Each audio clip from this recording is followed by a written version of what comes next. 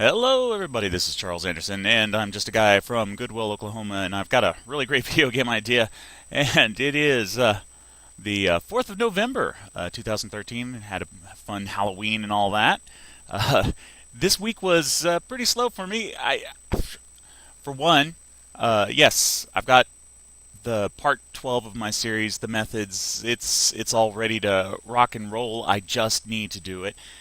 This week went slower than I would have liked for what I wanted to get done, because I ended up doing a bunch of stuff that it's still productive, but it just wasn't what I was intending to start off with. I've been looking around JMonkey Engine, and because I've got enough knowledge now in Java to start working with that stuff, so I've been derailing myself looking on how to do some of these things that I want to do in my video game, and so I've been working with Blender. I wanted to get my one prototype done, and as you can see, I'm in the middle of rigging him up at the moment, and I was like, oh, I guess I better do an update since I haven't posted much of anything up on YouTube recently. And what it is I was wanting to get this done. I ended up getting this done. So, whoop. So yeah, I worked with some of the transparency options, and let me just show. But yeah, as you can see, I figured out how to do the transparency correctly for a Z-trace, so that you can see through stuff. And yeah, that's going to be part of my video games. Of course, there's a little bit of distortion here due to the simplicity of the geometry and the camera angle and how that's calculated for.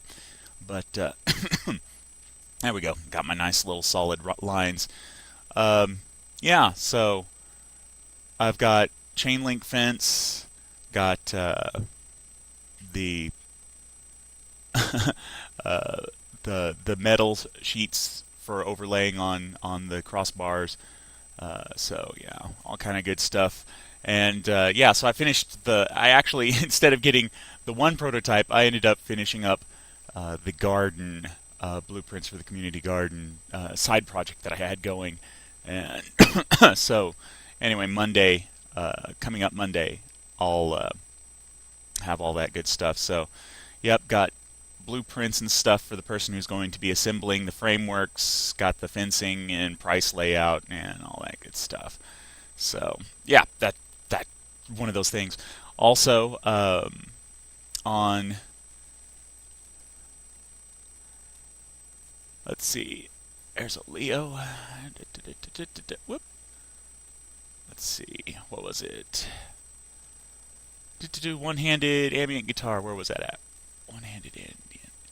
Oh, he's got a lot of cool new stuff. Love the Street Fighter. Street Fighter, awesome.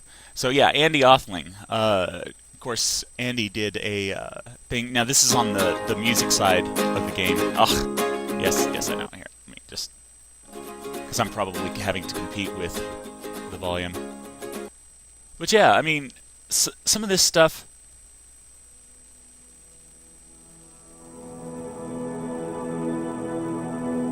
Now, wouldn't that be awesome to have? And it's like an organ. I mean, isn't that cool?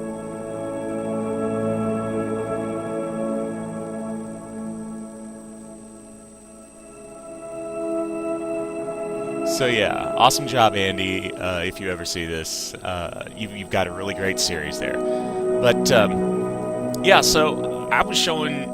Let's see, Steve Banks. I'm actually part of a band, Wayward Nights, and Steve is the actual leader. I'm just the bass guitarist and vocalist, and we just do it for fun. And yeah, where we perform, people really enjoy it because we've just got a spectrum of songs that we sing, from jazz to country and rock and all that good stuff. But some of this stuff, like it can be looped, but the power of this stuff would be really great for a studio environment. I ended up showing Steve how to do it with his Studio One software in his studio because he was getting ready to buy a bunch of pedals honestly. After he saw that, he was like, "Yeah, I've got the time thing," and I was like, "Well, Steve, that's great, but unless you have like a harmonizer or whatnot to change your a pitch structure, if you have like a key change mid song scheduled in a song, you know, if you're using a looper, that's really tough to do during a live performance. I wouldn't recommend like stuff like this for a live performance unless you've got the song structure as part of a, a loopable structure. So in other words, key changes and something from the hip wouldn't be as you wouldn't be able to do it as easily. So anyway, yeah, so I helped him with that, and so we got uh, the principles in that video down on a setup for his studio, and so hopefully he'll be able to play with that before he buys a bunch of pedals. But yeah, that's just how that goes. Let's see. Also, I discovered Audacity. This it's like a Studio One music creator. However, rather than having the effects separate from the tracks, any effect that you do gets applied to a track. So you're actually uh, it once you add an effect, it's in there on the track as far as the view.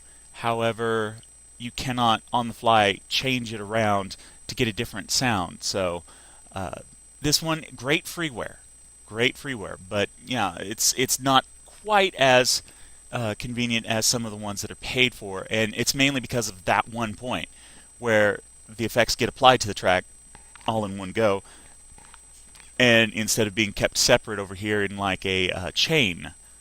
So yeah, that's music side. Oh, and I helped mix down a song for I guess a couple of guys, and yeah, they were really happy with their stuff.